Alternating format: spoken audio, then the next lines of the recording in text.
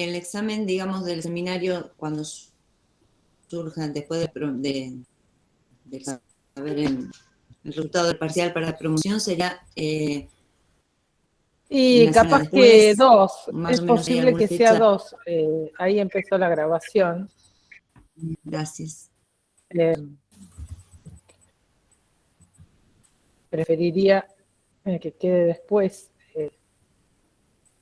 Pero a ver, el 20 es el parcial. El 3 de noviembre, el recuperatorio. Bueno, después del 3 de noviembre. En realidad, los que vayan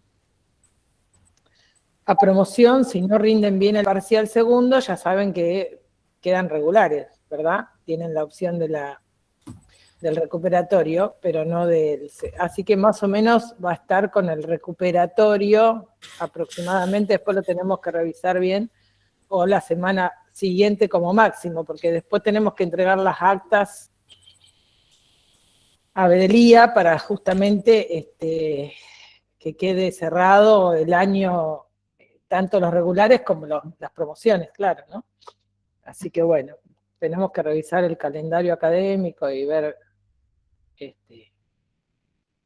qué podemos proponerles. Una consulta. Bueno, sí. Recién no me anda la cámara, ahora voy a volver a ingresar, por eso no la pongo.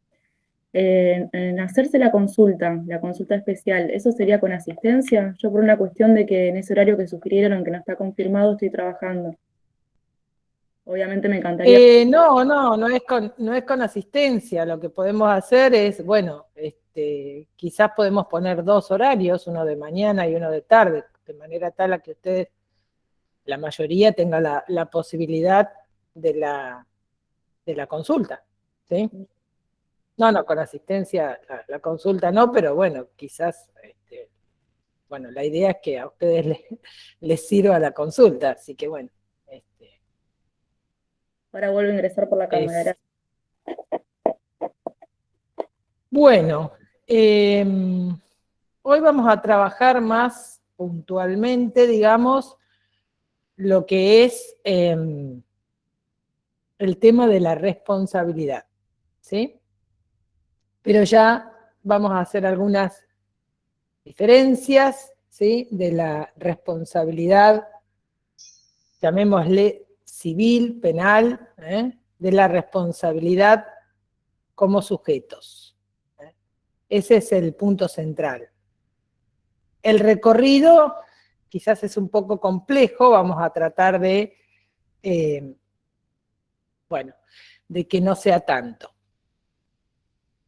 Entonces, la primera cuestión quizás es despejar justamente la responsabilidad del sujeto y el sujeto responsable, ¿sí? Fíjense que si nosotros decimos responsabilidad del sujeto, en la oración es como que la responsabilidad está en lugar del sujeto de la oración, ¿sí?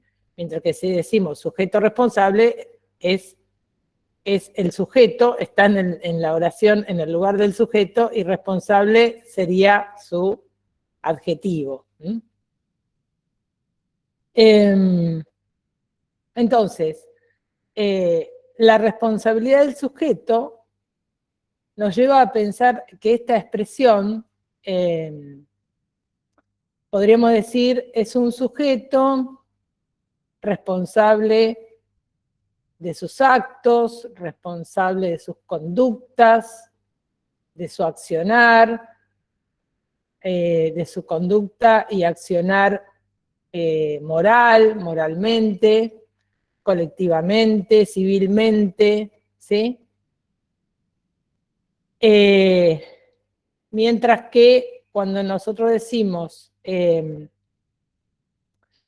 pensamos en el sujeto responsable, ¿sí? Nosotros, cuando digo nosotros, obviamente me estoy refiriendo al campo conceptual del psicoanálisis, no nos estamos refiriendo a la buena conducta, moral, civil, jurídica, ¿sí? Intencional, voluntaria, prudente o imprudente, culpable, no culpable, en consecuencia de su conducta, ¿no? Entonces va a haber una diferencia entre lo que es la responsabilidad, podríamos decir, civil, colectiva, jurídica, de la responsabilidad, de la posición del sujeto responsable. La responsabilidad jurídica, que es poder imputarle jurídicamente un acto a alguien, ¿sí? A una persona, o como dice el mismo uso del discurso jurídico, hablan de sujeto, pero el sujeto es entendido como persona, es entendido como individualidad empírica, pero no como sujeto del inconsciente, ¿sí? Entonces, la responsabilidad jurídica es evaluar, ¿sí? Si se puede imputar, ¿sí? Jurídicamente un acto, una acción, ¿sí? A alguien que pueda manifestarse, por ejemplo, como culpabilidad penal. Esa culpabilidad penal, dice el Código Penal, puede ser dolosa o no, ¿sí? O simplemente una imputabilidad, ¿sí? Culposa, que la inculpabilidad culposa implica la responsabilidad objetiva, ¿sí? Es decir, aquello que empíricamente, en ese sentido es objetivo, se puede comprobar. Entonces, la imputabilidad va a surgir de la existencia de una acción, ¿sí? Perdón, la imputabilidad, ¿quién la ejerce? ¿Quién la determina? Si alguien es imputable. Lo determina una autoridad, ¿sí? Bueno, será un juez, que atribuye una sanción, ¿sí? O una norma propia, que se le impone ante eso que no cumplió, ¿verdad? A una obligación, a una prohibición.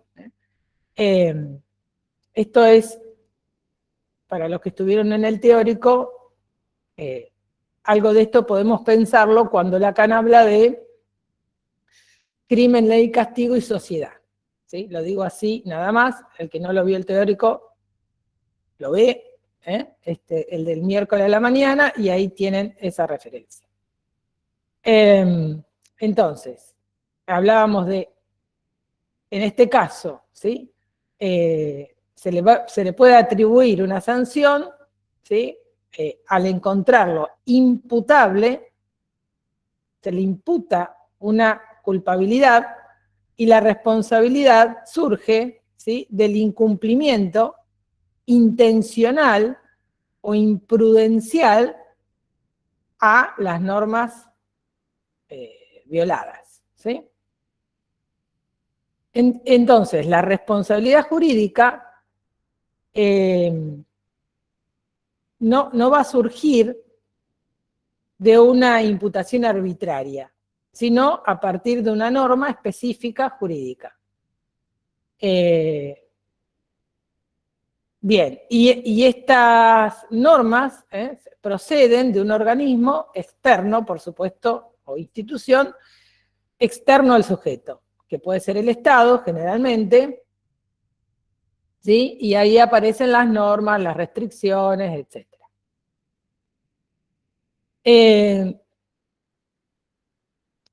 Estas normas jurídicas lo son porque imponen justamente deberes de conductas a un sujeto empírico, un sujeto o individuo, ¿sí?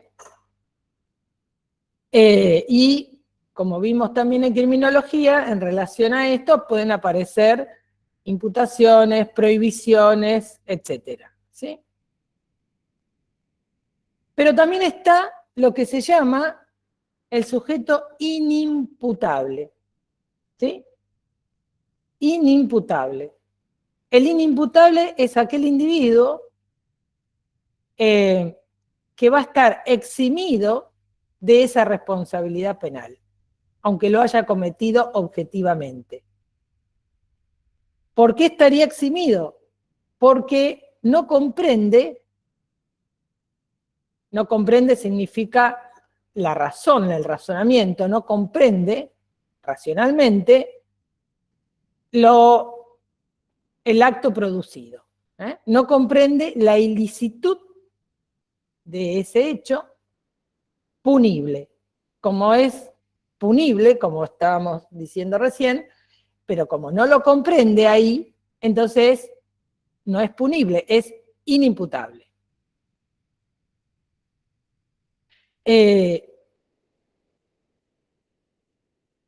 Hago una pequeña paréntesis, pero de algo que concierne. La criminología, o lo que es el abordaje, ¿sí?, de la penología, obviamente está del lado de la ciencia, como también marcábamos en la última clase con criminología. Y el derecho como ciencia, ¿sí?, rechaza de alguna manera la singularidad del sujeto, ¿sí? Por eso cuando decimos sujeto en este caso, no sería el sujeto del inconsciente, sino un individuo, una persona. Entonces, la ciencia en general, ¿sí?, hay una especie de rechazo, dice Lacan más puntualmente forclusión, ¿sí?, de la verdad singular del sujeto. Y esto produce, obviamente, una objetivación. Se termina siendo objetivado. Por lo tanto, al objetivarlo, lo que encontramos vía la inimputabilidad que se pueda tomar porque no reconoce sus actos conscientemente o racionalmente, lo que estamos haciendo de alguna manera es desresponsabilizarlo de sus actos, porque no se les pueden imputar. ¿Me siguen? ¿Sí?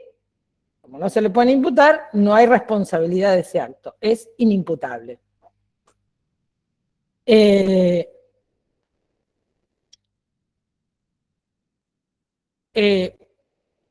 A ver, en psicoanálisis, cuando decimos sujeto responsable, es para que vayamos haciendo el contrapunto. Lacan dice, de nuestra posición de sujeto somos siempre responsables. ¿Sí?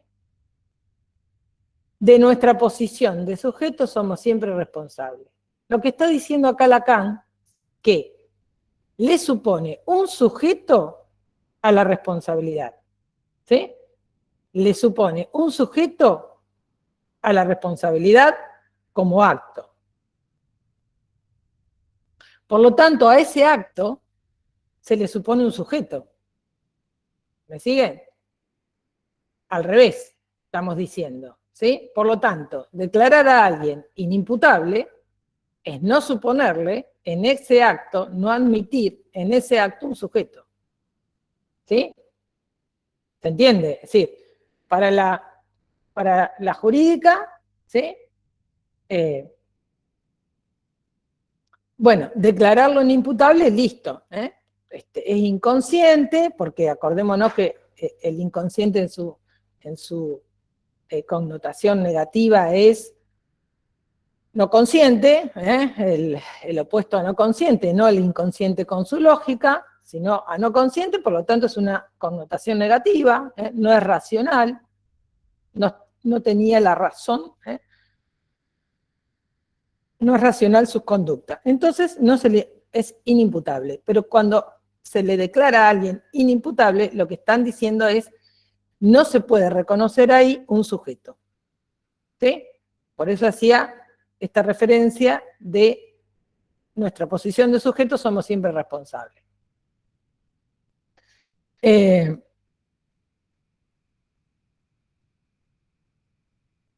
Entonces, al no imputarle a un sujeto un acto y declararlo inimputable, es desconocer absolutamente que ahí puede haber un sujeto. Seguramente alguien que hace un acto atroz, ¿no? No sé, uno escucha a veces, le dio 180 puñaladas. Bueno, qué sé yo supongo que con la quinta ya murió, así que todas las otras. Seguramente ahí uno no puede pensar, ¿sí?, en una acción de un sujeto neurótico, pero suponerle que es inimputable directamente, sin ningún tipo de otro tipo de evaluación, es justamente, ¿no?, porque el inimputable no se le imputa pena, y como no se le imputa pena, generalmente no va a la cárcel. Quizás va a una institución psiquiátrica, pero no a la cárcel. Quiere decir que no se lo responsabiliza del acto. Y quizás, digo quizás, porque no podemos hacer una causa-efecto en menos desde el psicoanálisis, pero quizás el hecho de que curse una pena, que la ley, una terceridad como ley, ¿sí?, imprima una pena, quizás haga suponerle un sujeto a ese acto. Y entonces, cursar la pena hace que, de alguna manera, vieron que dicen, no, después que estuvo tantos años en la cárcel, estuvo estudiando, y ahora generalmente son abogados, pero bueno, ¿no?, y se recuperó, y, ¿no? Bueno, este caso tan famoso del odontólogo que mató a todas las mujeres de la familia, la mujer, la hija, todo. Barreda, no sé si lo tienen presente.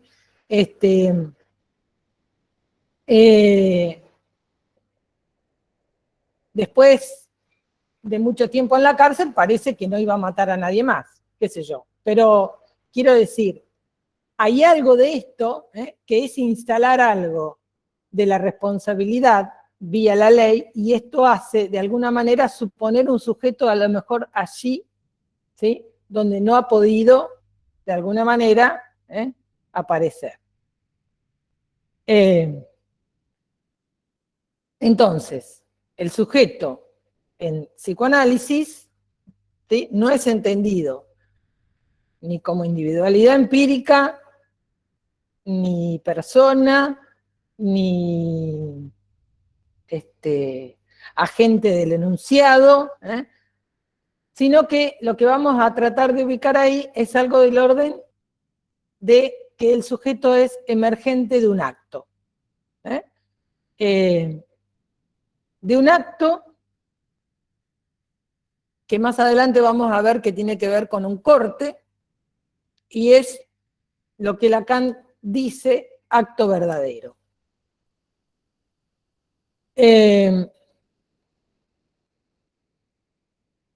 A manera de repaso nada más, y porque lo hemos dado creo que en un teórico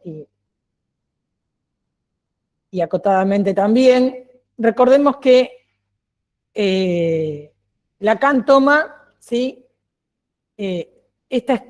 esta relación o ecuación, estructura equivalente al lenguaje, lo enlaza al inconsciente freudiano, y entonces aparece la afirmación o axioma, el inconsciente está estructurado como un lenguaje, Pero también el inconsciente tiene que ver con el discurso del otro. Cuando decimos del otro, quizás podemos decir de el otro, ¿sí? Con mayúscula. Cuando decimos de el otro, implica determinación, ¿sí? Que hay una determinación desde ese otro. Determinación que en este punto podríamos pensar que es en cuanto otro, cómo va a surgir o va a aparecer algo del orden del deseo. Por eso hay algo del otro, de este otro, que regresa al sujeto, ¿sí? Como mensaje, ¿sí? Y es lo que conduce al propio deseo, ¿sí? Por eso el deseo es el deseo del otro. Y es en este otro, que lo vimos esquematizado, que nos ayuda a fijar ideas, dice Lacan, los esquemas, dice, ahí en el otro, con mayúscula, está el inconsciente estructurado como un lenguaje. ¿Sí? Entonces, si ahora anudamos, el inconsciente está estructurado como un lenguaje, y el inconsciente es el discurso del otro, tenemos por definición que el otro, el lugar de este otro, es el lugar, la sede como lugar, del sujeto del inconsciente, del lugar previo, porque es a partir del otro cómo se desea.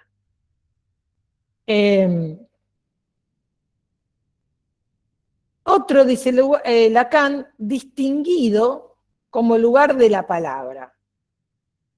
Eso lo dice en Subversión del sujeto y Dialéctica del deseo, por si a alguien le interesa leerlo. Es decir, que es de este otro, donde surge este lugar previo del sujeto de la palabra. Y dice Lacan, otro como tesoro de significante. Cuando dice tesoro de significante, uno lo primero que piensa es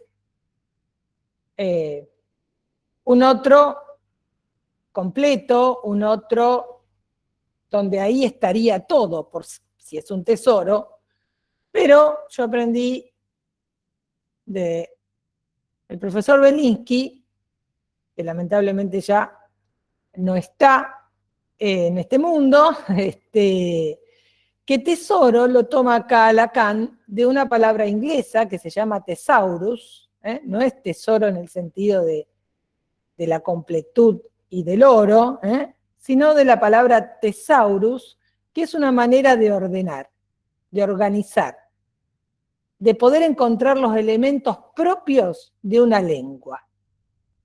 En ese punto, el otro es tesoro, es sede de la palabra, es el lugar de los significantes.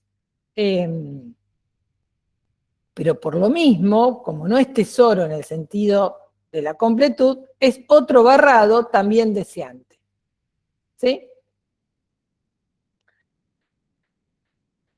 Entonces, acá tenemos, o lo que tengo hasta acá, es separar, ¿sí? De nuestra posición de sujeto somos siempre responsables, de la responsabilidad de un sujeto. Lo digo así se entiende mejor. ¿Sí? Que, por supuesto, no se descuenta, porque sí, somos responsables también moralmente, socialmente, laboralmente, ¿sí? Pero no es a lo que se refiere Lacan con posición de sujeto responsable. Y este sujeto responsable, va a tener que ver con la relación y la emergencia de la relación de este sujeto vía el otro, con mayúscula, que es este lugar, en todo caso, de determinación, que es ese tesaurus, ¿sí? Y es lo que va a determinar la estructura psíquica.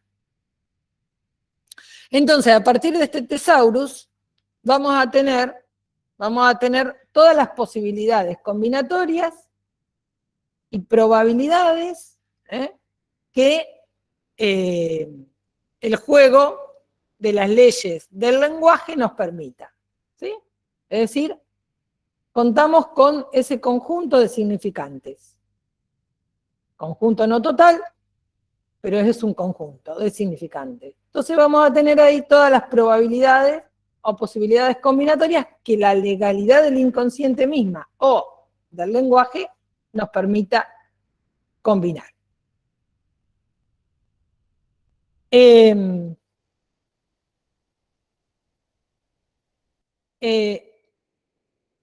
Ahora, lo que vamos a tratar de ir despejando es que uno puede ubicar acá todas las posibilidades combinatorias, pero lo interesante es ir ubicando que hay algo que nosotros dijimos al inicio, que Lacan ubica en el acto.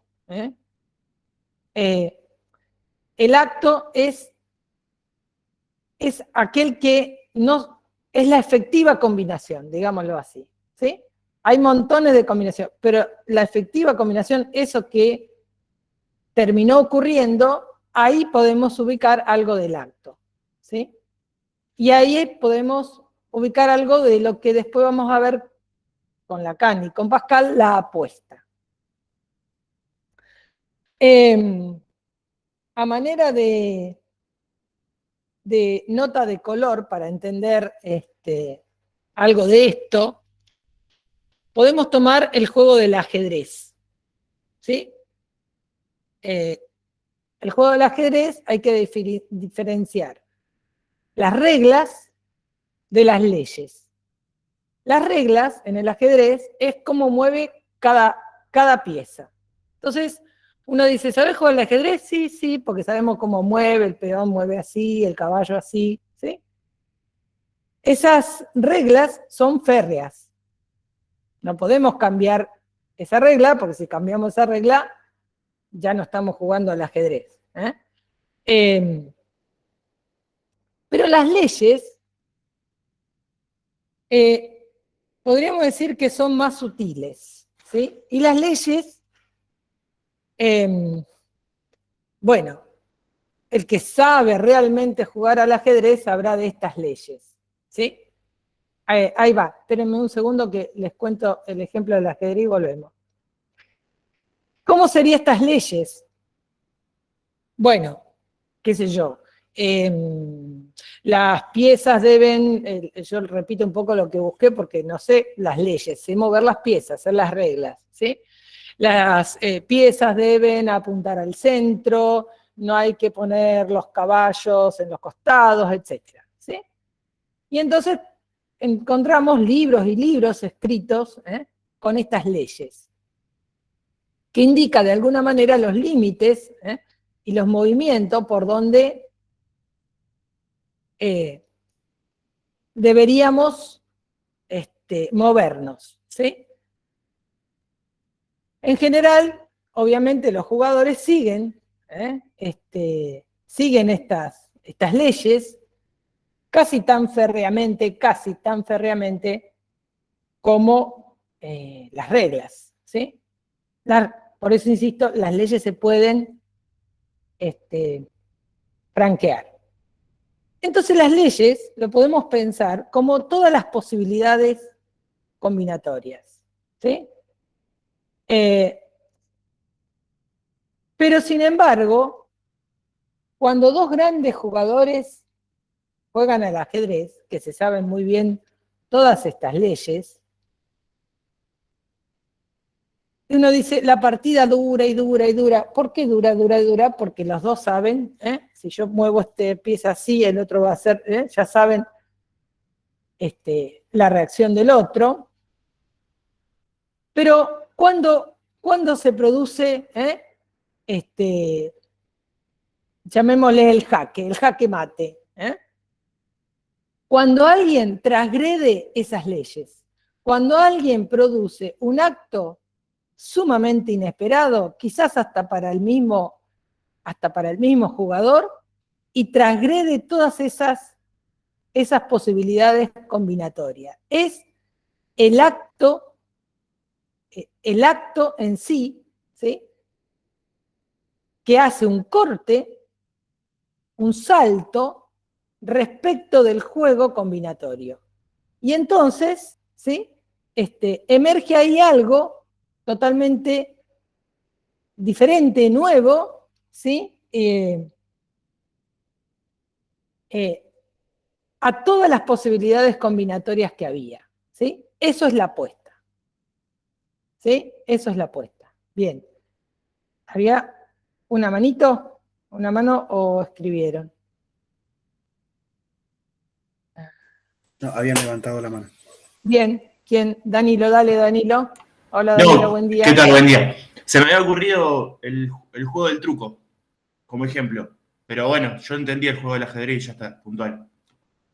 Está. Sí, el truco tenés razón. Porque me pareció más gráfico y más cotidiano por ahí, a la hora del ejemplo. Es decir, saber el valor de las cartas no implica saber jugar al truco. Es decir, mentir, Totalmente, claro. la Sí. perspicacia, etcétera. Pero Sí, pero nada más, yo era eso.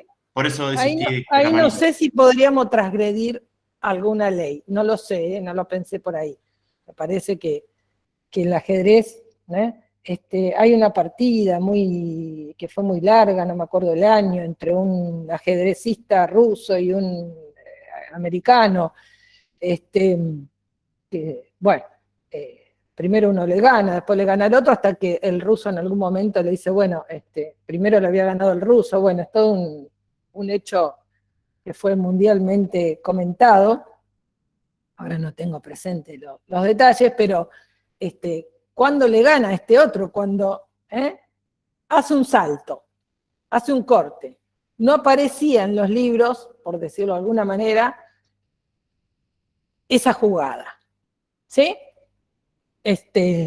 Entonces ahí podemos pensar, hay un salto por fuera de lo que se espera. Entonces uno podría decir que el acto estaría, ¿sí?, en ese salto, en ese corte, en la apuesta misma. Y esta apuesta podemos ubicarla por el lado de la decisión. Decisión que es singular porque es una cuestión del sujeto. Acordémonos de nuestra posición de sujeto, somos siempre responsables.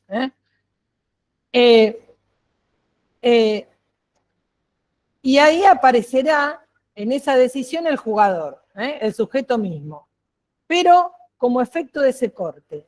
Decisión que no es una decisión voluntaria, ni es una decisión racional, ¿sí? Justamente por eso digo, surge el sujeto ahí, ¿sí?, como acto, o el acto,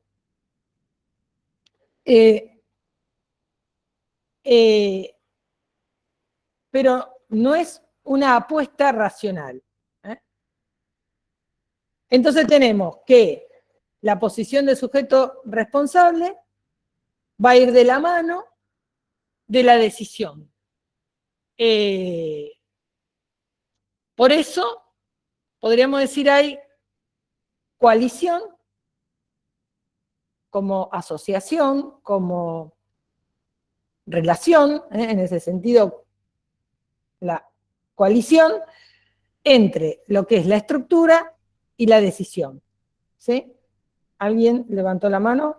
Porque se me borra a mí la manito levantada. ¿O preguntaron algo? No, pareciera que no. Bien, está. No, entonces no sé qué fue. Me apareció un cling y no veía la manito. Entonces tenemos, o vamos a tratar de ir ubicando, algo del orden de la elección, que ustedes habrán escuchado de elección forzada, y apuesta lleva a la posición de sujeto responsable. ¿Sí? Elección y apuesta lleva a la posición de sujeto responsable. Por eso tenemos la relación entre la estructura y la decisión.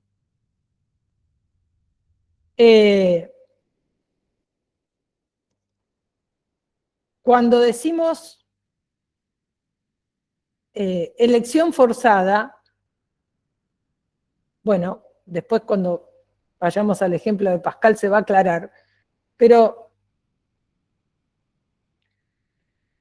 cuando decimos que la determinación es del otro, y hay un conjunto ahí que viene de la palabra del otro, que el sujeto podría elegir, ¿sí? Es forzada porque no podemos no elegir, por un lado, ¿sí? Por eso es forzada, no podemos no elegir. La elección se hace sin razón, ¿eh? Sin razón no es racional. Y el otro, ¿sí? Ofrece desde su lugar todos los elementos que ofrezca. Y la elección es en relación a eso que el otro ofrece. Entonces, no podemos no elegir y tampoco es sin lo que viene de este otro. Sin lo que viene, podríamos decir, como mensaje de ese otro. ¿Sí?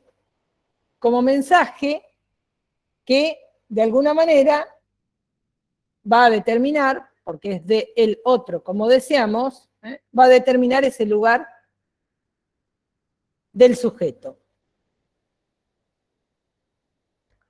Bien. Tanto Sartre como Pascal,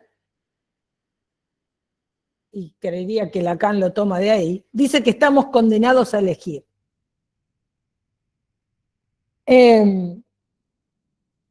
Y Lacan se va a referir a esto en el seminario 11, es un salto importante para ustedes, pero por eso yo decía, voy a tratar de que se vaya entendiendo, pero lo que voy a tomar no es algo tan loco. Lacan va a referirse a la lógica de la alienación-separación. Alienación al otro, separación del otro. Y entonces ahí, dice Lacan en el seminario 11, dice, estamos condenados a elegir. Por eso digo que también lo dice Sartre y Pascal, y es posible que, bueno, y además Lacan se refiere a esto, así que entiendo que también va por ahí en algún aspecto, no exactamente igual. Pero bueno, estamos condenados a elegir, y da el ejemplo, dice, libertad o muerte, dice Lacan. ¿Sí? Claro, condenado a elegir, pero por la misma elección, obviamente se pierde aquello que no elijo. ¿Sí? Y dice, alienación por la que el hombre emprende el camino hacia la esclavitud. Libertad o vida, dice Lacan, esto es textual. Libertad o vida. Si elige la libertad, ¡pum!, pierde ambas inmediatamente. Si elige la vida, tiene una vida amputada de libertad. Entonces, la separación es condición para la emergencia del sujeto, si no queda alienado al otro, ¿sí? queda totalmente pegado al otro, digámoslo así, alienado en ese otro. Así que la separación es necesario para la constitución del sujeto. Y es lo que nosotros por ahí podemos ubicar con Freud, lo que él llama la renuncia pulsional.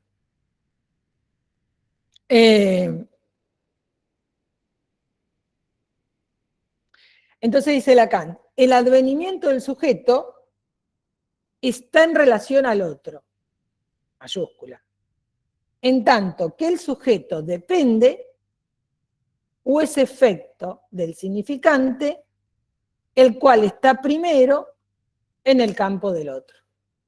¿Sí?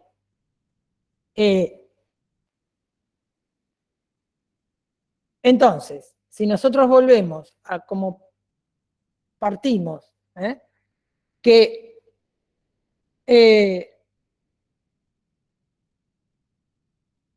un significante representa un sujeto para otro significante,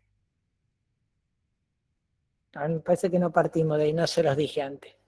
Bueno, pero es una definición que hemos tomado, digamos, un significante representa un sujeto para otro significante, porque nunca un significante puede representar un sujeto, porque entonces ahí quedamos en un sujeto que pueda ser significable, y entonces quedamos en un sujeto que es equiparable a una individualidad empírica, ¿sí? Por lo tanto, un significante representa un sujeto, pero la cadena sigue para otro significante. Es decir, aparece el S1 en el campo de este otro, S1 por el primer significante en el campo de este otro, y representa al sujeto para otro significante que sería el S2. En el medio estaría la afánisis del sujeto, entre el significante 1 y el otro significante, entre el unario y el binario. En el intervalo entre estos dos significantes, podemos decir, aparece esa diferencia, ese intervalo, que tiene que ver con el orden del deseo. Y en la separación respecto de este otro, aquello que se pierde en esta separación, aquello que separa y se pierde respecto de este otro, va a tener que ver con lo que causa este deseo. ¿Sí? ¿Por qué? Porque si no quedamos en posición alienada al otro, como objeto de ese otro. Si nos separamos, posibilidad del sujeto, ahí va Rocío, posibilidad del sujeto, ¿sí? Hay una pérdida, una separación con este otro. Entonces, en esta pérdida, en esta separación con ese otro, hay algo que después, más adelante, Lacan va a llamar, en el seminario 10, objeto A, que es el objeto de deseo, ¿sí? No nos vamos a mezclar con esto, lo que quiero decir es que cuando se separa, hay separación del otro, emergencia del sujeto, hay algo que cae, que se pierde, separa uno y otro, ¿sí? Eso que separa uno y otro es lo que va a causar el deseo en el sujeto. Pero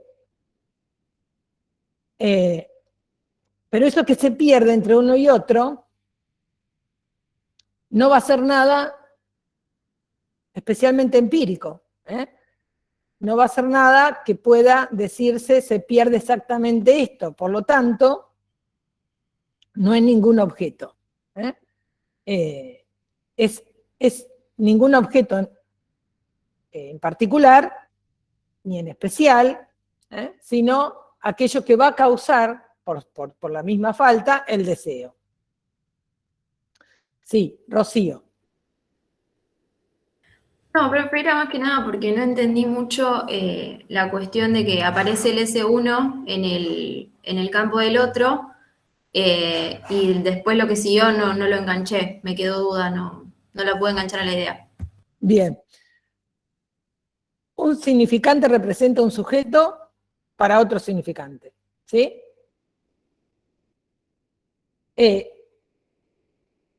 Ese primer significante, digámoslo así, viene del campo del otro, ¿sí? Pero como no es un significante que significa el sujeto, sino para otro significante, es la posibilidad de separarse de eso que viene exactamente de ese otro, si no quedaríamos como casi un signo, ¿sí?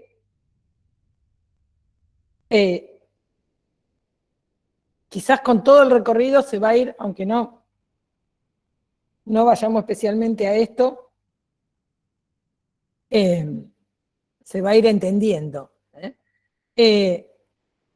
Eso que viene del otro va a representar al sujeto, pero si lo representa quedamos ahí, coagulados en ese primer significante. Pero como es para otro significante, ¿sí?, el efecto justamente va a ser la afánisis del sujeto, ¿sí? Por eso entre uno y otro surge esta separación y está, por la misma separación, la pérdida, lo que va a causar el deseo en ese sujeto y lo va a constituir como sujeto. ¿Sí? ¿Va mejor por ahí, Rocío? Sí, sí, va cayendo un poquito más. Gracias. Entonces, Lacan toma la apuesta de Pascal sobre la existencia de Dios. Bueno, Lacan dice sobre la existencia del otro, con mayúscula. ¿Sí? Pone ahí esta cuestión. Dice si Dios existe o Dios no existe. Dice, y la apuesta no es voluntaria, todos apostamos, incluso no apostando. Se presenta como un deber, el mismo Pascal aclara que no es voluntaria y también aclara que la razón no nos puede ayudar, ¿sí?, a esta elección. ¿Por qué la razón no nos puede ayudar a esta elección? Si Dios existe o Dios no existe. Porque no hay un punto firme de partida, desde donde podamos justamente elegir. La existencia de Dios no es probable por la vía de la razón y tampoco es probable por la fe. Se puede creer, pero no es probable por la fe. Entonces la razón es insuficiente y entonces Pascal dice que la apuesta es en términos de azar. Es decir, dice Pascal, lo que está presente, las probabilidades presentes en cualquier apuesta, en cualquier juego. Y entonces la apuesta es una apuesta que realiza Pascal respecto de la creencia en Dios basada en probabilidades. Bueno, básicamente dice algo así como que creer en Dios es la apuesta más segura ante un futuro incierto. ¿Sí? ¿Por qué es la apuesta más segura? Porque si Dios no existe, y bueno, no pasa nada. Si digo que no existe y no existe, no pasa nada. Pero si digo que no existe y existe, ahí no me conviene, digamos, ¿no? Entonces, básicamente dice Pascal, es la apuesta más segura. Pero las probabilidades, ¿sí?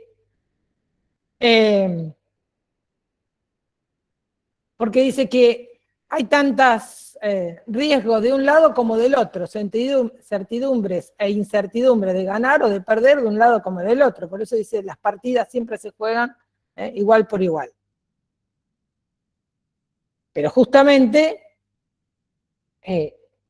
dice que no apostando, ¿sí?, no podemos no apostar.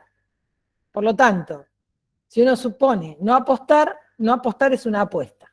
¿Sí? Por eso no podemos no apostar.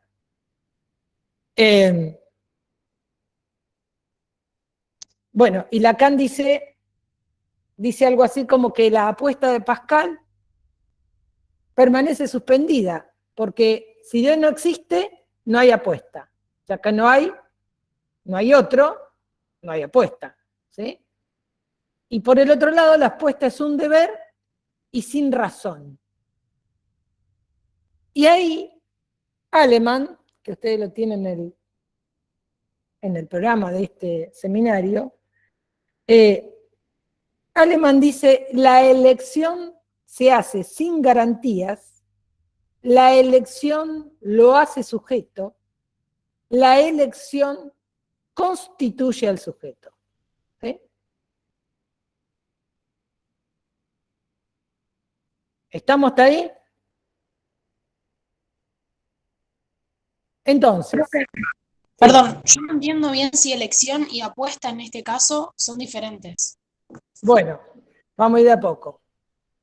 Está bien la pregunta, muy bien. Vamos a tratar de ir recorriéndolo porque son muchas cuestiones para ubicar algo de la posición del sujeto responsable. ¿Sí?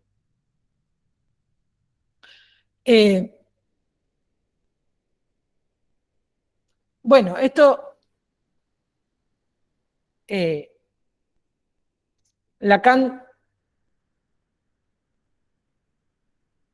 hace una relación del sujeto que no puede ser sin la ciencia, ¿sí? Pero no es el mismo, no es la misma operatoria. Y entonces dice, de nuestra posición de sujeto somos siempre responsables como sujeto de la palabra. Y ahí nos corre definitivamente de la cuestión que veníamos planteando. Por eso, cuando arrancamos, decíamos que la responsabilidad de un sujeto, moral, civil, implica justamente, en este sentido, la forclusión del sujeto. El sujeto al que apuesta el psicoanálisis es el que se desliza, vamos a decir, o emerge de la palabra, de las formaciones del inconsciente, ¿sí? Y es entonces a partir de ahí, ¿sí?, que podemos ubicar algo del orden de la responsabilidad. ¿Por qué traía esto de la ciencia de nuevo? Porque la ciencia justamente se ocupa también de desresponsabilizar al sujeto. ¿En qué sentido? La ciencia define generalmente una causa de aquello que nos aqueja, una causa de aquello que nos aqueja y le adhiere ahí un saber a nuestros síntomas. Bueno, esto también de alguna manera lo trabajamos en el último teórico, ¿sí? Con, si quieren, psicoanálisis y medicina. Entonces, determina una causa de nuestros síntomas, un saber eficiente sobre estos síntomas. Bueno, y Lacan dice, la ciencia es un saber y también se cree en ella. Se cree en ella porque vieron que las propagandas dicen científicamente comprobado. Entonces creemos en lo que la ciencia nos dice. Pero sin embargo la ciencia no se posiciona como un lugar de creencia. Y entonces, como no se posiciona como un lugar de creencia, no nos pide acto de fe. Lo cual es una ventaja porque no culpabiliza a nadie, tecnifica la causa del síntoma, ¿sí? Y por lo mismo entonces desubjetiviza la causa. ¿Sí? Si desubjetiviza la causa, no tiene que ver con la posición de sujeto justamente, entonces lo que ocurre es que desresponsabiliza al sujeto de sus actos. ¿Sí? Pommier, que es otro psicoanalista francés, que ha venido al último congreso de psicoanálisis de la facultad, por ejemplo, dice en un escrito que se llama Los cuerpos angélicos de la posmodernidad, dice: el cientificismo reabsorbe el enorme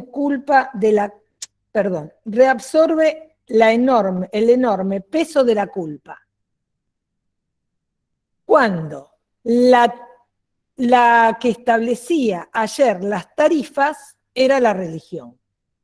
Es decir, el cientificismo no culpabiliza a nadie, ¿sí? Y antes, dice Pommier, la que cobraba las culpas era la religión. Yo pequé o hice mal esto. Dice Pommier, es simple, si todo está determinado, si cada efecto o síntoma es el resultado de una causa, llamémosle nosotros causa orgánica, biológica, cultural, económica, social, no importa, ¿sí? Si todo está determinado, si el efecto es el resultado de una causa ajena, el sujeto, dice Pommier, ya no es responsable de nada. No solo de sus síntomas, sino de cualquier acto, incluso los que Freud, ¿sí?, nos dejan claro, de sus sueños. No es responsable de nada, ni de sus actos, ni de sus sueños, ni de sus olvidos. Sigo con Pommier, dice: si todo responde al cálculo, el sujeto rechaza la causa de sus tribulaciones, sean la sociedad o la familia. ¿Sí? Entonces, si la causa está determinada desde la ciencia por un, no sé, ADN, gen o lo que a ustedes les guste, ¿no?, para que sea más ilustrativo, o desde la jurídica. Bueno, en ambos casos no hay sujeto a quien imputarle ni el acto ni el síntoma.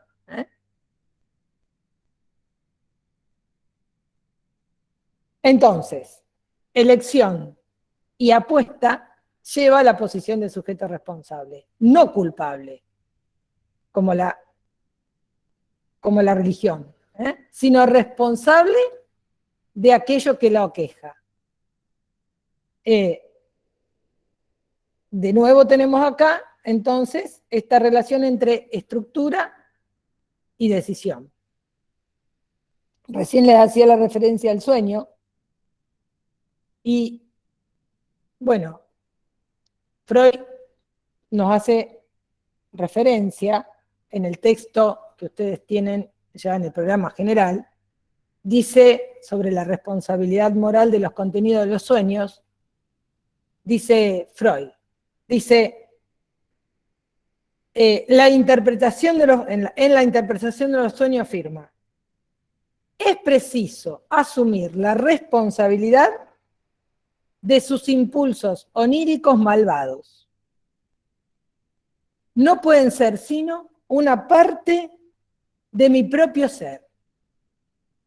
La experiencia me demuestra que asumo esa responsabilidad de una u otra manera.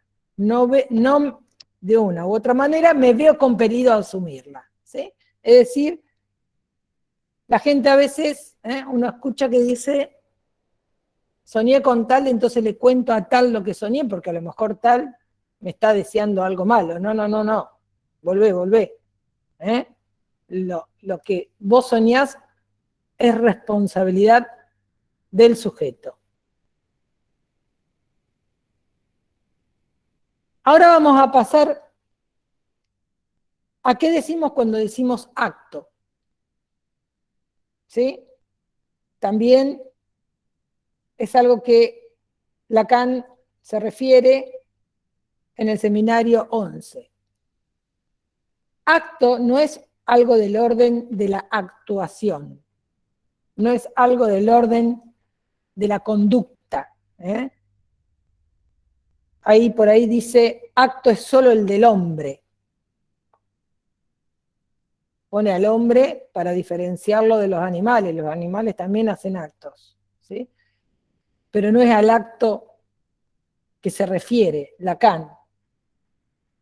Yo al principio le decía que acto implica un corte, también podríamos decir un salto de las combinaciones significantes. El ejemplo que da Lacan ahí del acto dice, hace referencia, ¿sí?, a el acto de abrirse el vientre, ¿sí? Y él dice ahí, no digan harakiri, digan seppuku. Interesante yo me enteré de esto por leer a Lacan, por supuesto. Los samuráis. Claro, los El código samuráis. samurái. Exactamente, el código samurái. Pero él dice, ¿no? Yo esto no sabía harakiri, y él lo aclara, dice, no digan harakiri, digan seppuku. Entonces dice que harakiri es toda la ceremonia que se arma alrededor, ¿sí?, del acto de abrirse el vientre, ¿sí? Este código, como decía recién Danilo, este código es un acto que se hace en honor de algo o de alguien. Es un ritual japonés privilegiado para algunas clases o algunos guerreros, samurái, para alguna élite. Y está la idea del deshonor, ¿sí? O la vejez era algo como casi impensable para un guerrero, por lo que buscaban la muerte autoinfligida, como forma de terminar su vida, pero conservaban el honor. ¿Sí? La muerte o la vida, decíamos antes, pero conservan el honor. Y entonces dice Lacan que se acostumbra a decir harakiri, pero harakiri es toda la ceremonia que se arma en relación de ese acto. Pero el acto verdadero es el seppuku. El seppuku es el momento en que se corta el vientre, ¿sí? Todo lo demás es la escena que se arma para ese acto. El acto, entonces, es el corte mismo, es abrirse el vientre, ¿sí? Y Lacan ahí afirma, dice, es un acto que se hace en honor de algo, un acto verdadero. Un acto verdadero tiene siempre una parte de estructura.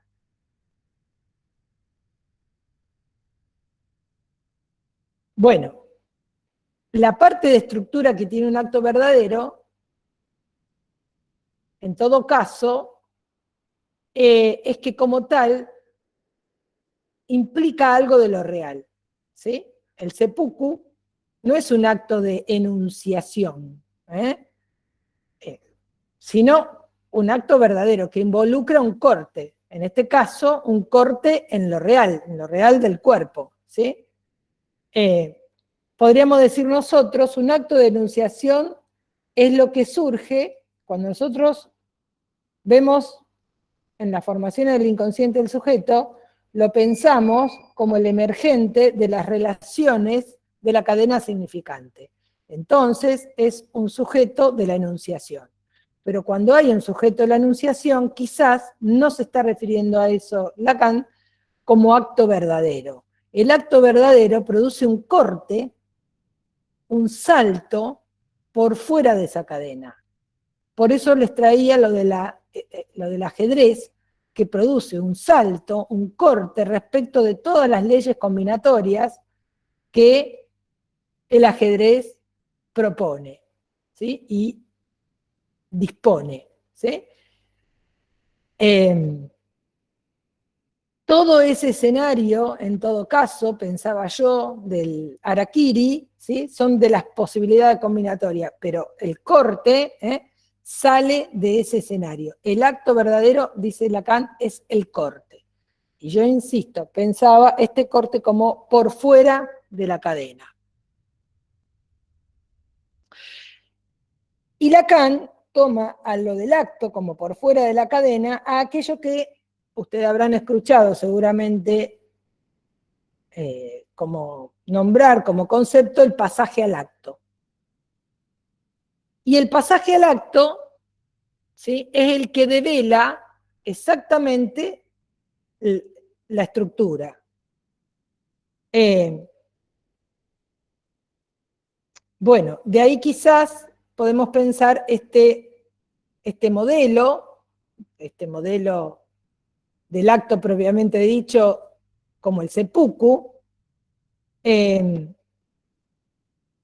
esto entonces ya no estamos en la cadena de significante, no estamos en los accidentes del pensamiento del inconsciente, en las ocurrencias de la palabra, donde también hay emergencia del sujeto, sino que estamos por fuera de estos accidentes, por eso un salto, por eso un corte. En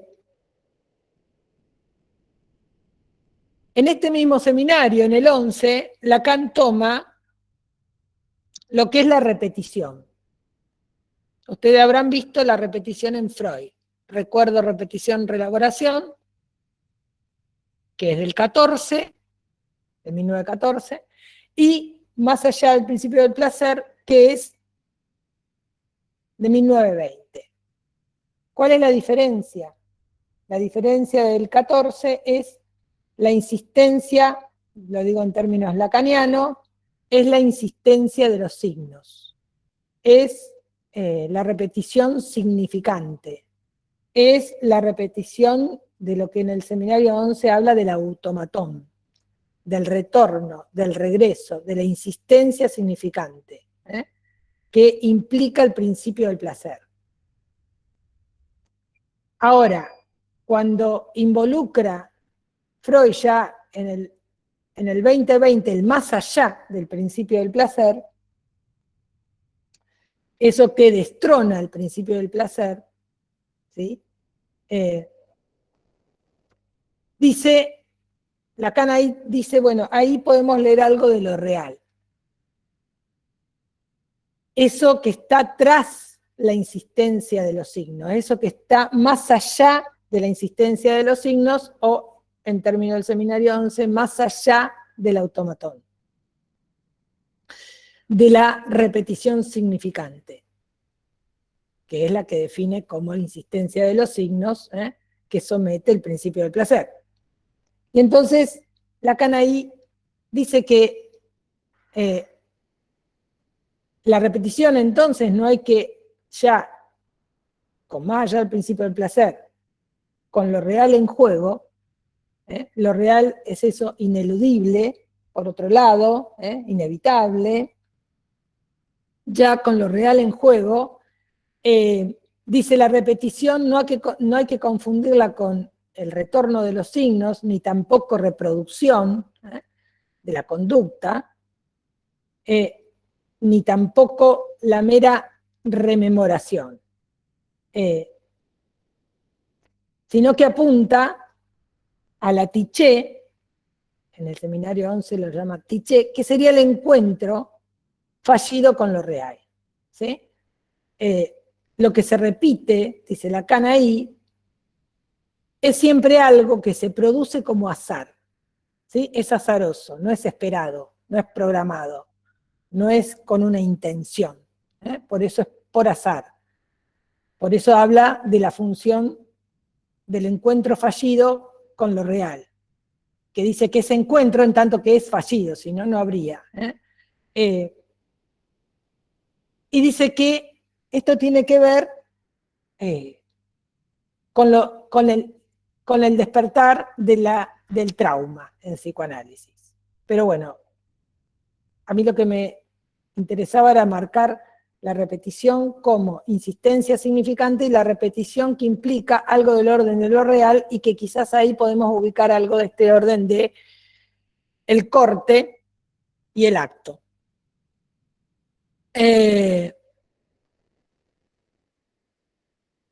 Bueno,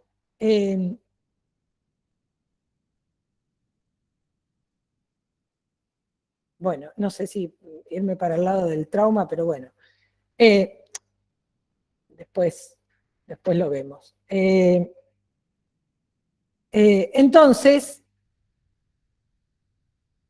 seminario más adelante, seminario 14, Lacan dice, ¿cómo definir qué es un acto? Y dice algo así como que es imposible definirlo de otra manera que sobre el fundamento de la repetición. ¿Sí? Dice, ese acto es fundador del sujeto, ¿sí? De una posición de sujeto responsable, de una nueva posición, vamos a decirlo así para que se entienda, de una nueva posición de ese sujeto, ¿sí? Y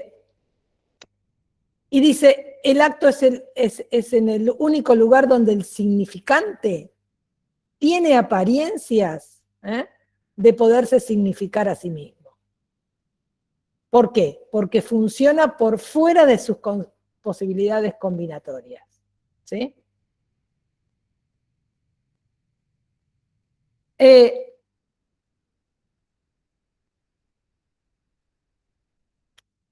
nuevo, esto nos lleva entonces a pensar que el acto verdadero, que implica un corte, es vía la repetición. No la repetición significante, la del automatón, sino la repetición que involucra algo del orden de lo real de la estructura.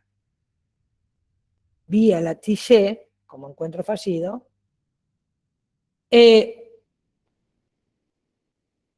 repetición que es una, que implica un corte en tanto concierne a un real,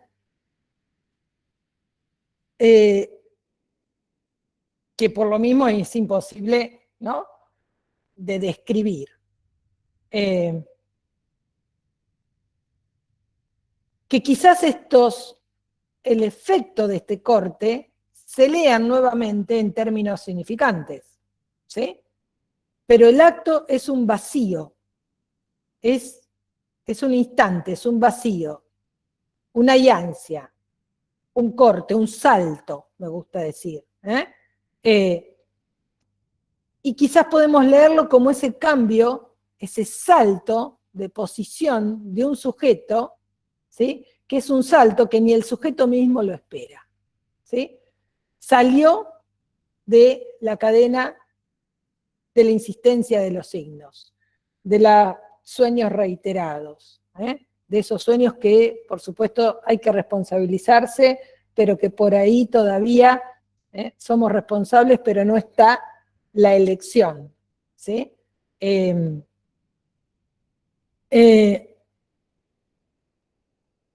Hay una manito. ¿Había una manito? ¿O alguien escribió? ¿Escuché un clink? Funciona como metáfora. Sí. Julieta, ¿eras vos la que escribió? Sí. Bien. Sí, la metáfora es la insistencia significante. Sí, cuando hablamos del sujeto de la enunciación, hablamos de un sujeto que está en el lugar de otra cosa. En ese punto es una metáfora. Vale la pregunta si hacemos alguna aclaración. Cuando nosotros decimos, ¿no?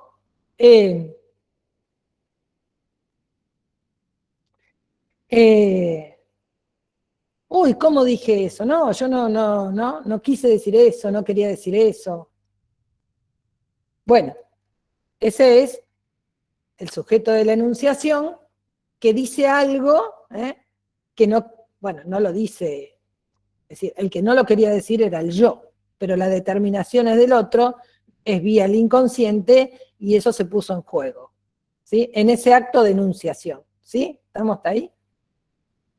Cuando planteamos el acto vía el corte, vía el salto, y Lacan va por el lado del seppuku, va por el lado... hay una referencia, ahora la voy a buscar. A mí me parece que ahí está la apuesta del sujeto, ¿no? Ahí está el salto. Ahí hay un sujeto que se pudo realmente separar del otro y posicionarse de una manera diferente, ¿no? A veces lleva una vida, a veces lleva muchísimos años de análisis, pero bueno, pero ahí es la posibilidad de separarse de esa determinación del otro, que el otro, el qué me quiere, ¿qué me quiere? Dice Lacan. La pregunta es, ¿qué me quiere? ¿Qué me quiere es, qué quiere ese otro de mí? Ya hice esto, hice aquello, no le alcanza, ¿qué me quiere? Aparece siempre esta determinación.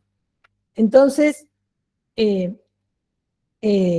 tenemos dos cuestiones de la responsabilidad. Podríamos decir, una es la responsabilidad, como dice Freud, de los sueños, la responsabilidad de esos pensamientos inconscientes, la responsabilidad, ahí va, la responsabilidad de un olvido, la responsabilidad de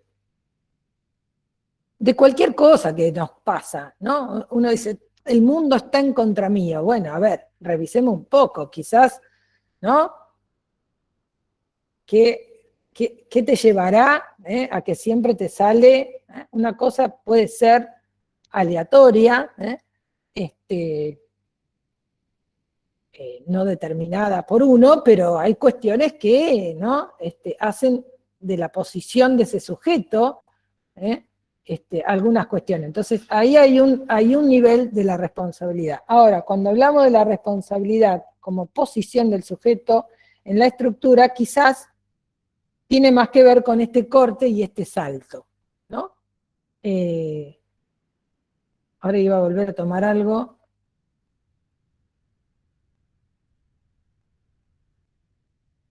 Ah, está bien. No, pensé que era una pregunta.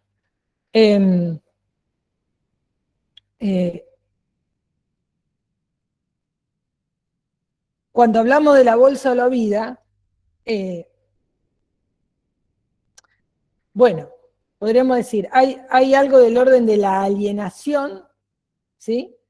En relación a esa elección forzada, ejemplificada por la bolsa o la vida, ¿sí? Como en la intimación de algún, dice Juan Ritvo, ¿sí? Dice algo así como que la bolsa o la vida es, por eso el S1 viene primero del otro, es la intimación del otro al sujeto, ¿sí? Y luego, de un otro al otro, con la puesta de Pascal, la relación de la decisión en torno a la elección, de alguna manera, tiene una lógica significante, pero la respuesta, ¿sí? La respuesta del sujeto a esa intimación del otro, que es libertad o muerte, ¿sí? Esta es la idea que saqué, que leí en algún momento de Ritvo. Dice, bueno, Juan Ritvo, entre paréntesis, es un psicoanalista de Rosario, muy reconocido, y hace muchos años fue titular de esta cátedra, cuando era una sola. Entonces, dice Juan, la bolsa o la vida sería la intimación del otro al sujeto, ¿sí? Ahora, la respuesta del sujeto a dicha intimación es libertad o muerte, ¿sí? Entonces, hay una posible elección entre la bolsa de la vida, mientras que en la segunda, o sea, en la respuesta, en tanto podría elegir morir, ¿sí?, antes que perder la libertad. Y ahí tenemos algo del orden de esto del seppuku, ¿sí? O el Che Guevara, revolución y muerte. Revolución o muerte. Ponele, claro, podría ser. Claro, bueno, sí, está bien, podría ser. Igual él no se mató, lo mataron. Bueno, no importa, eso es otra cuestión de la historia. Pero, digo, pensaba en esto en relación al seppuku, ¿eh? Antes que un guerrero pierda su lugar de guerrero, supongo yo, ¿no? No entiendo mucho esa lógica porque no es la nuestra, por lo menos, pero bueno, y llegar a la vejez, o dejar de ser guerrero, prefieren autoinfligirse la muerte, ¿sí? Entonces, en la respuesta, elegir morir antes que perder la libertad. Entonces, no hay sujeto que no venga del campo del otro, ¿sí? Quien va a significar en esa primera intimación, digámoslo así, del ser al significante, por eso después sujeto. Ser significado por el otro implica, de alguna manera, reducir al ser a un significante para otro. Entonces, por un lado, cuando el lugar del sujeto aparece como sentido, en otro se manifiesta como desaparición. Se aliena mediante un significante en el campo del otro y en el segundo movimiento puede liberarse de ese efecto afanístico que se produce entre estos dos significantes. Y cuando aparece algo de esta separación, de esta liberarse de ese efecto afanístico, desaparece ante la demanda de este otro. ¿Qué sería la demanda de este otro? La pregunta clásica de ¿quién soy? ¿Qué me quiere? Que son las primeras formulaciones.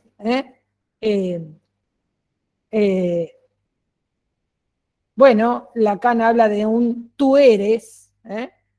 Entonces, en ese primer momento aparece del lado del sujeto un mensaje en forma invertida, ¿sí? Un mensaje que viene del otro, como el tú eres, y que aparece como ¿qué quiere? ¿Quién soy?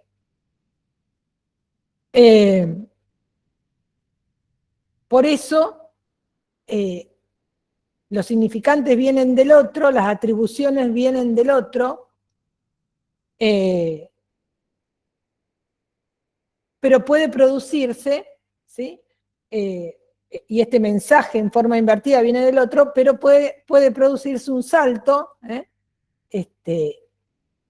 que justamente es liberarse de esa afánisis. Y entonces, acá sí tengo una cita, pero que la busco, de Ritvo, que es la naturaleza del ye. Él dice algo así que, dice que cada vez que me pregunto, dirigido al otro, ¿quién soy? ¿Qué soy? El ye, ¿se acuerdan del ye? Adquiere una nueva modalidad. El vacío de la enunciación se revela súbitamente. En medio de la angustia relacionada de múltiples modos, ¿sí? Con el deseo, el sufrimiento relacionada con eso, ¿sí? Entonces, lo que quería señalar es ¿no? Cada vez, dice Juan, que me pregunto quién soy, ¿no? ¿Qué soy? Puede adquirir este ye una nueva modalidad, ¿sí? Un cambio brusco.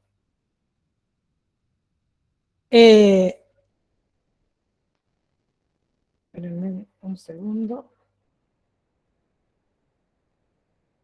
No puedo.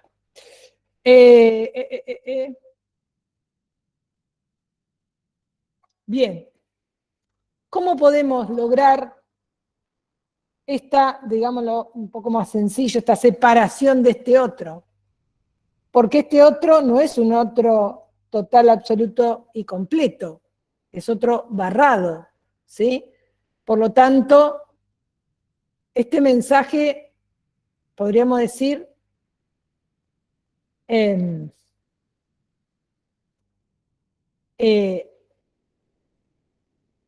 tiene ciertos intersticios, viene de forma interrumpida, dice Lacan. Por lo tanto, son en esos intersticios donde podemos ubicar algo de este salto, de esta separación. Bueno, obviamente, el otro no da garantías, por lo mismo, por ser barrado, el otro no da garantías. Y en ese punto tenemos esa posibilidad.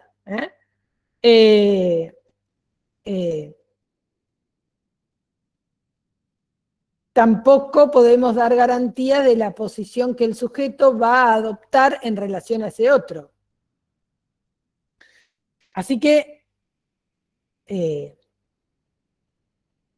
habrá siempre una versión del otro, ¿sí?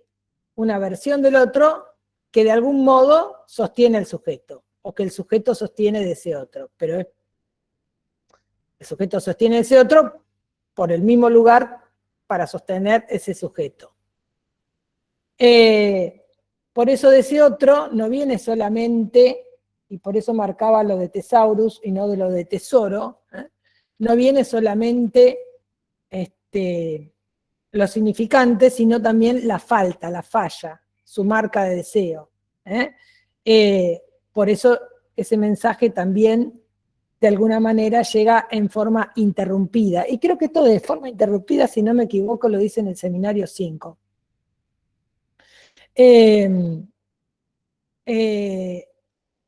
Y esto es lo que quizás podemos marcar como ese poco de libertad, ¿no?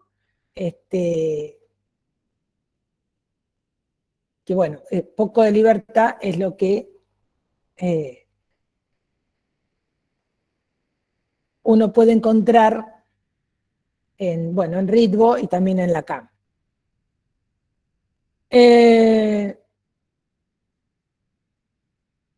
Quiero ver si me olvido de alguna cosa más. Esperen.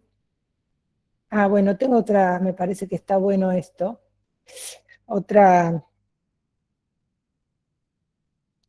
de Juan Ritvo, que en un texto que se llama Acto, Decisión, Alienación, ¿sí? Hay gente de la cátedra acá que se debe acordar de esto. Dice, en referencia a la decisión, la ubica en una posición mediana, es decir, en un valor variable, entre los antecedentes y los consecuentes. Quiere decir que la decisión se juega en ese entre y en ese salto, de alguna manera. Los antecedentes de la decisión implica el campo del ello, y los consecuentes, dice Juan, constituyen lo inconsciente, y el sujeto será responsable de ese gesto. El acto, esto es literal, el acto es un ciclo repetitivo, que repite la imposibilidad de repetir, ubicados los momentos antes y después del mismo con la posición mediana que es la decisión. Es imposible suprimir del otro el sentido y el equívoco, ¿sí? Lo cual constriñe al sujeto a saltar, a producir el salto de invención para suplir la carencia fundante de destino. Bueno, esto es fundamental, que ahí se me estaba olvidando que quería llegar. Carencia de destino, ¿sí? Alguien no es, si bien hay una determinación, no hay un destino, ¿sí? No hay un destino que no podamos eludir, ¿sí? Por eso me parece interesante, como lo dice Juan, dice, constriñe al sujeto a saltar, salto, corte, a producir ese salto de invención para suplir la carencia fundante de destino. Por eso podríamos decir que el sujeto, cuando hablamos de decisión, se produce un salto. Ese salto no está argumentado, ni puede ser calculable, ni puede ser razonable. Es un salto que podríamos decir insondable, dice en algún lugar Lacan. Dice la insondable decisión del ser. Dice así la frase, esperen que la busco. Esperen, está en Acerca de la causalidad psíquica y dice, la insondable decisión del ser en la que éste comprende o desconoce su liberación hacia una trama de destino que lo engaña respecto de la libertad que no ha conquistado. Se las vuelvo a leer. La insondable decisión del ser en la que éste comprende o desconoce su liberación hacia una trama del destino que lo engaña respecto de una libertad que no ha conquistado. ¿Sí? Es decir, hay algo ahí, este salto, que es insondable, no se puede argumentar, no es racional. Ese es el salto que decíamos que concierne un acto verdadero, y este acto es concluyente, digamos, al concepto de decisión. Decisión que, de nuevo, no es una decisión calculable ni racional. Por eso, acto y decisión, podríamos decir que podrían ir de la mano, pero no habría decisión sin acto. ¿Sí? En ese punto van de la mano, pero no son equivalentes. ¿Sí? No habría decisión sin ese acto, sin ese salto. Llamémosle, con los ejemplos que dimos, seppuku o el del ajedrez. ¿Sí? Y Juan, en el mismo texto, dice, espérenme, dice, la decisión es la estructura. ¿Sí? La decisión es la estructura. Es decir, el sujeto dará el salto, como decíamos antes, sin garantías. ¿Sí? Pero se hará responsable de ese acto, se hará responsable de ese gesto.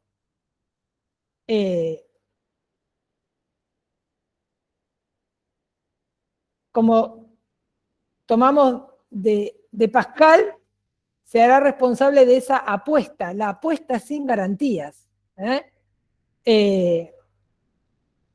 Pero esa apuesta sin garantías a la libertad. ¿No? No por eso, dice Lacan, el sujeto queda por eso menos dividido. Va a seguir siendo un sujeto dividido, un sujeto barrado, no va a ser, si no pasaríamos a una totalidad, a un ser, pero no va a ser un sujeto centrado en el sentido de anterior a la revolución copernicana en Freud, no. Hay un sujeto dividido, hay un sujeto atravesado por el inconsciente, un sujeto barrado, pero su posición de sujeto produjo un salto. ¿sí? Y es responsable de ese salto, de ese gesto, ¿sí? Por eso, cuando preguntabas recién,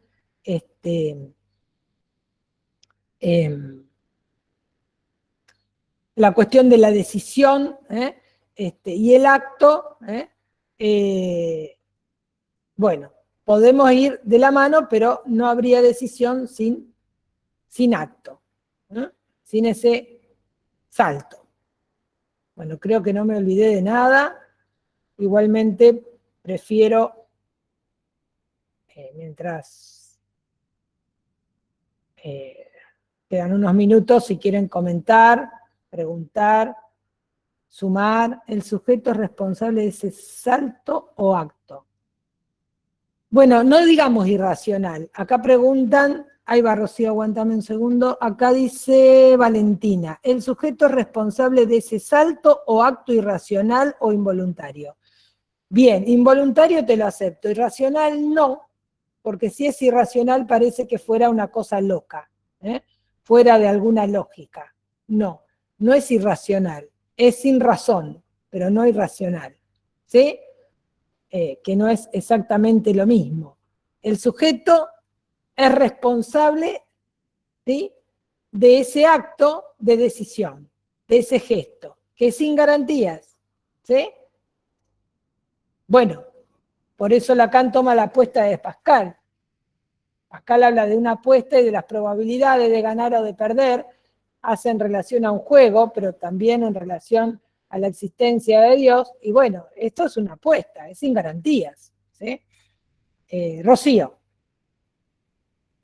Profe, yo no sé si entendí bien la idea, pero por ahí la cuestión de que, o sea, quería formularla porque hay una idea que me queda en duda y no sé si entendí bien en general.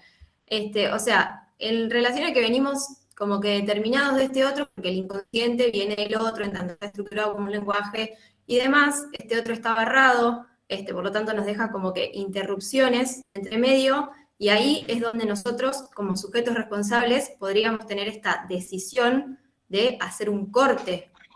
Claro, está bien lo que vos decís, pero a ver, me encanta que puedan preguntar, porque es muy complejo, yo sé que es muy complejo, hice un recorrido mucho más extenso de lo que ustedes tienen en el programa, no es lo que se les va a exigir en la evaluación, pero me encanta que puedan preguntar porque quiere decir que fueron pescando algunas ideas. A ver, ese acto, por supuesto, el acto del seppuku, que toma Lacan como ejemplo en el seminario 11, es un acto que se toma como posición consciente, obviamente, ¿no? No es un pasaje al acto, ¿sí? Quizás yo lo tomé porque es el ejemplo que toma Lacan ahí, pero bueno, quizás no es el mejor concepto, ¿sí? Pero bueno, alguien en determinado momento, ¿sí?, del análisis, yo creo que eso, no sé si podría ser sin análisis, salvo quizás en una circunstancia de trauma que implique una sacudida en lo real muy importante, pero bueno, alguien en algún momento produce ese corte, produce ese salto, se encuentra de golpe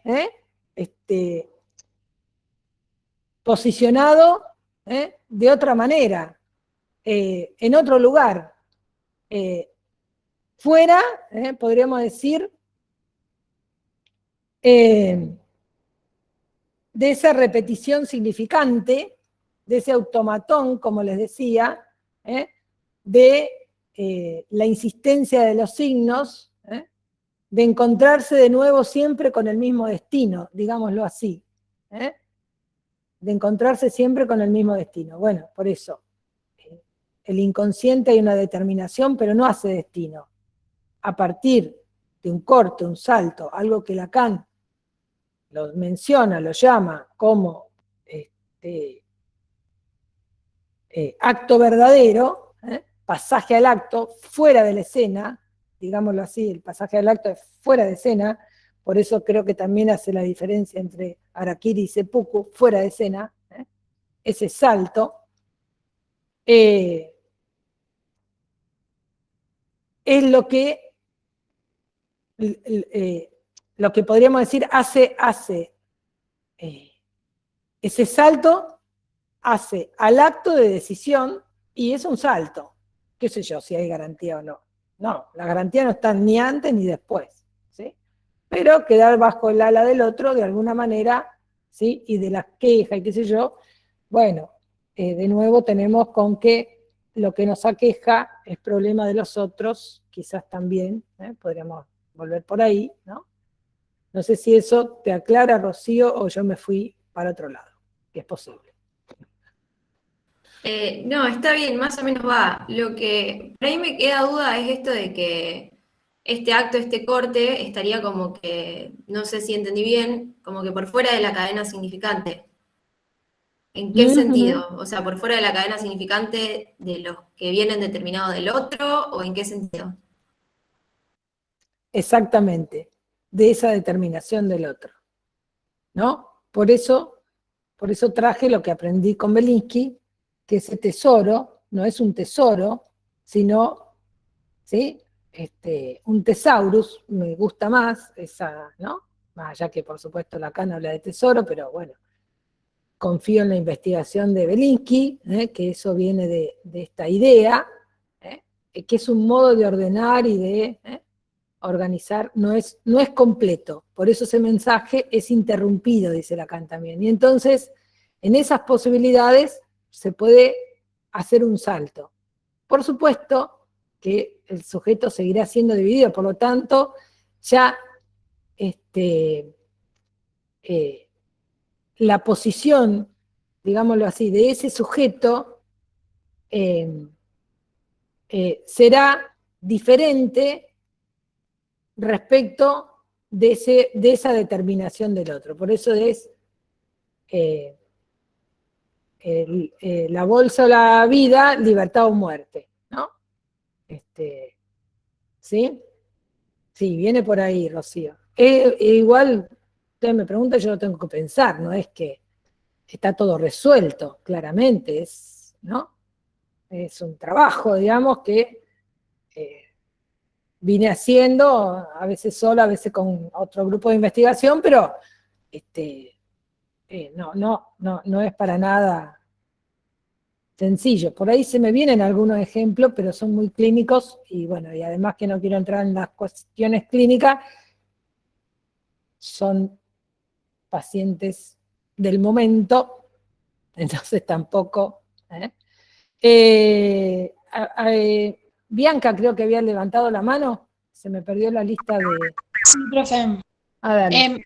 Perdón que insista con esta idea, pero quiero como cerrarlo porque no sé si me quedó muy claro. Esto de la elección y la apuesta, entonces, fueron nada más conceptos que vos tomaste de los autores que fuiste mencionando y que, o sea, tienen que ver con la decisión de la que habla Lacan con respecto al... Lacan toma apuesta, toma decisión, responsabilidad, ¿sí? Lo que yo fui recorriendo son distintos autores, lo que es más propio es el recorrido, pero sí, claro, los autores, sí, pero esos autores que fui recorriendo, sea Juan, bueno, lo que tomé de Pascal, son, la guía siempre ha sido los textos de Lacan, ¿no? Es decir, son términos que aparecen en distintos lugares de Lacan, pero la idea era un poco hacer una diferencia, a ver, podríamos decirlo así, desde dónde arrancamos, la diferencia entre sujeto responsable a la responsabilidad de un sujeto, ¿sí? Eso creo que más o menos se entendió, que no es el modo de entender la responsabilidad que toma la jurídica, no es el modo de tomar la forma que toma la medicina, la psiquiatría, esto a usted le pasa porque el amor de su vida la dejó, qué sé yo, bueno, ¿y qué hacemos con eso? Entonces digo, ¿no? Entonces, el otro me dejó, tiene la culpa de mis quejas. Bueno, entonces, no, toda esa vía de desresponsabilizar al sujeto, ¿sí? Eso es uno de los grandes ejes. El otro es, de nuestra posición de sujeto somos siempre responsables. De ahí tenemos dos posiciones, si se quiere. Una es la de Freud, somos responsables, ¿sí?, de nuestros pensamientos inconscientes, que si bien el yo los desconoce, porque no son del yo, son inconscientes, vienen de la determinación del otro, de un modo u otro, dice Freud, me veo compelido a admitir que ese sueño me corresponde a mí, lo soñé yo, por decirlo en términos más gráficos, ¿sí?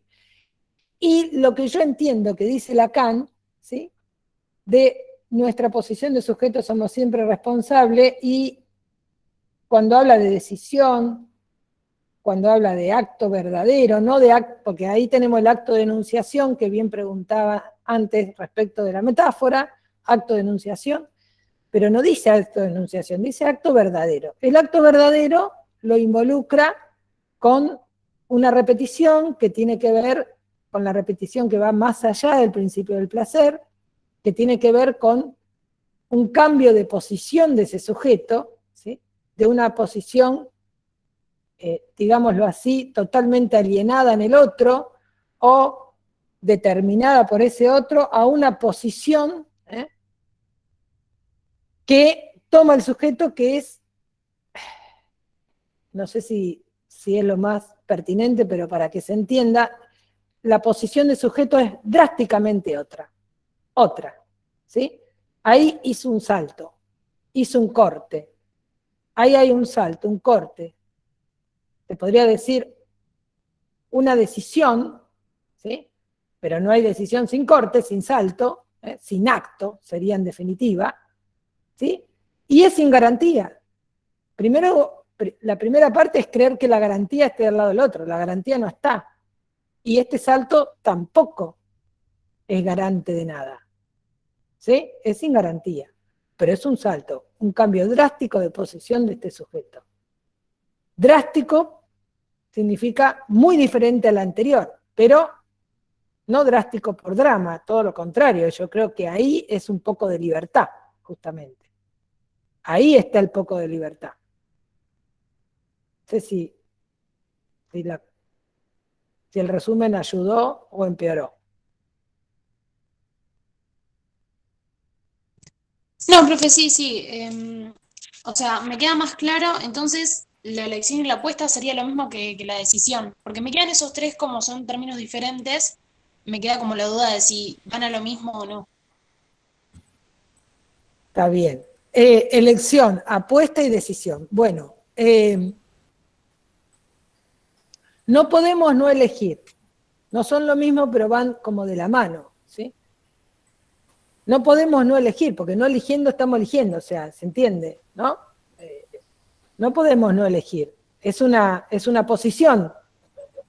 Entonces, estamos compelidos, por eso la elección es forzada. No podemos no elegir. Eso está en la apuesta de Pascal, está más claro. Por eso creo que Lacan lo toma de ahí. No podemos no elegir, ¿sí? Ahora, el acto es un acto de decisión, pero no habría decisión, no hay acto. ¿Por qué aclara esto Lacan? No me acuerdo, en la última parte que les mencioné era de un seminario de 14 o 15, bueno. ¿Por qué dice esto Lacan? Dice esto porque si no la decisión puede extraviarnos en suponer que es una decisión voluntaria, ¿sí? No es una decisión voluntaria, no es decido estar en el seminario y después no sé qué cosa, no es esa, no es una decisión, decido que de acá en más voy a usar el pelo violeta y un aro en la oreja, qué sé yo, en la nariz. No es una decisión, sino en relación a la repetición, en relación al más allá del principio del placer. Por eso no es la repetición significante en relación a este corte y a este salto.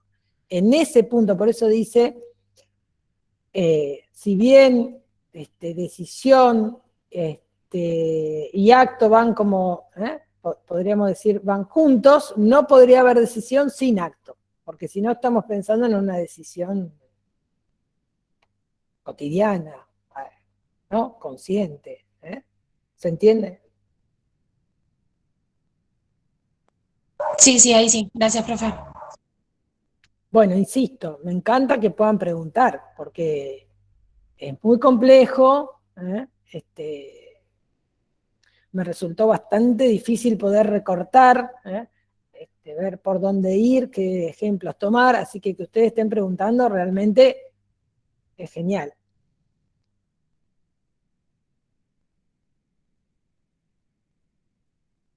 Bien, ¿algún otro comentario, pregunta? ¿Los docentes quieren decir algo, sumar? Si me van a complicar las preguntas. No, muy claro me pareció la exposición.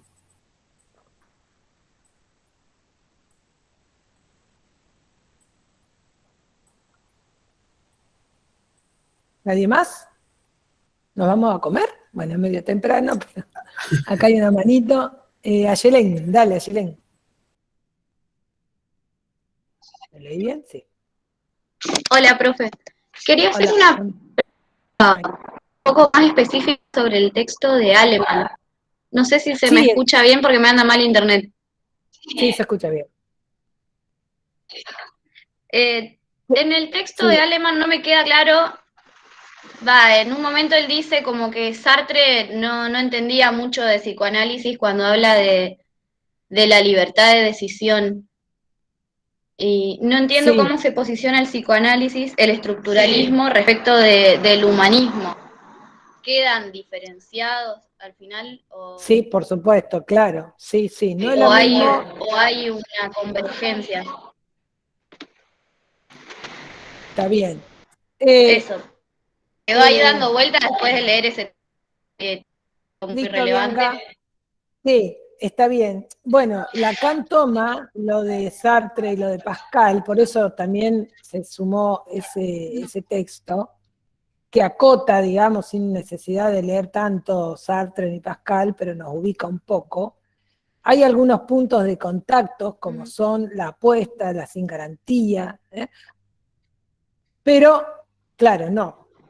Lo que toma Sartre respecto de la libertad no es exactamente lo que plantea Lacan de la libertad. No. Pero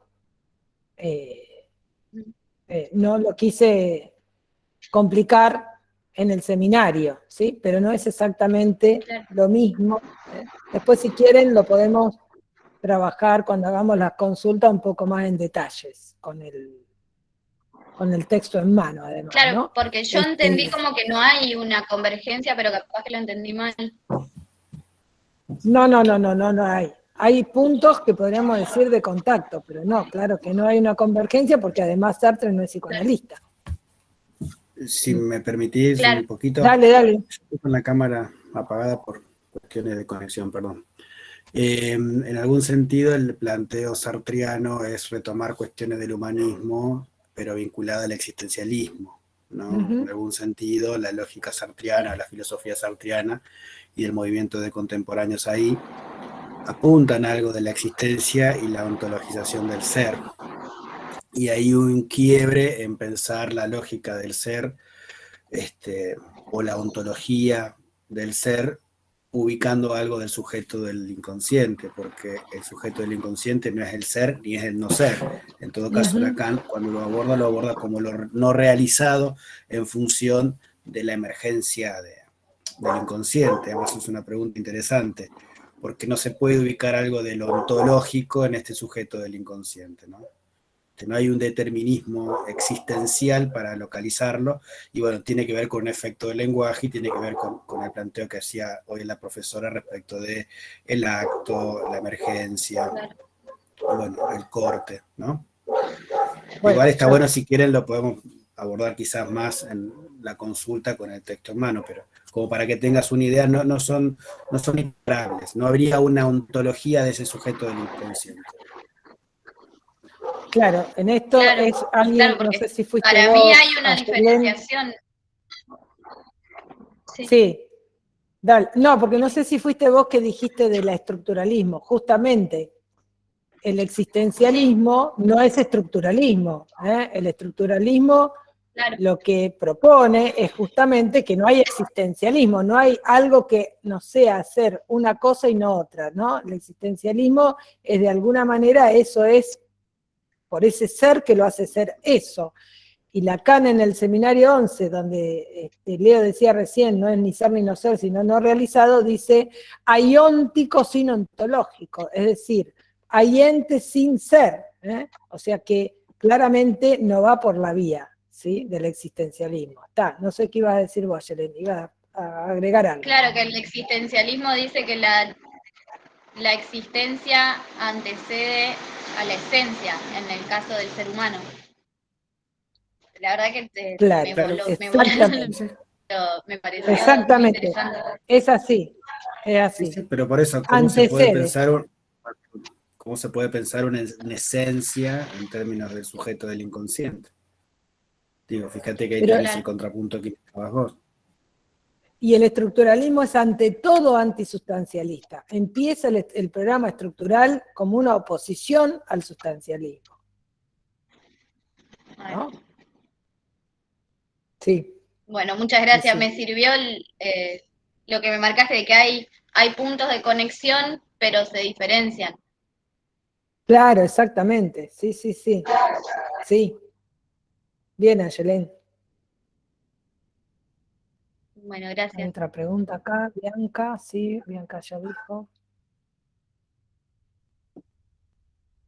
Bueno. ¿Comentarios? ¿Preguntas? Si no, bueno, vamos a dar tiempo para que ustedes puedan, gracias, para que ustedes puedan, repasar las clases, leer los textos que les remarcamos nuevamente en el programa. Creo que el único diferente y nuevo es el de Aleman, porque iba muy en dirección a esto, entonces no, por eso lo sumé, pero los otros son los que ustedes ya tienen en el programa, entonces después del parcial les vamos a dar tiempo para que ustedes, bueno, puedan leer y demás y puedan preguntar habiendo trabajado un poco más los temas, ¿sí? Pondremos con Leo 2 clases de consulta, una, qué sé yo, a la mañana y otra bien a la tarde, para que ustedes puedan, no es obligatoria, por las dudas que no hayan escuchado antes, sino que, puedan ustedes, antes de la evaluación final, puedan preguntar. Bianca, dale Bianca, otra Bianca ahí. Sí. Sí, profe. No, era en realidad una pregunta ya administrativa. Yo la segunda clase del seminario me conecté. Espérame un segundo que voy a cortar la grabación. Así no se sigue grabando. Ahí estamos.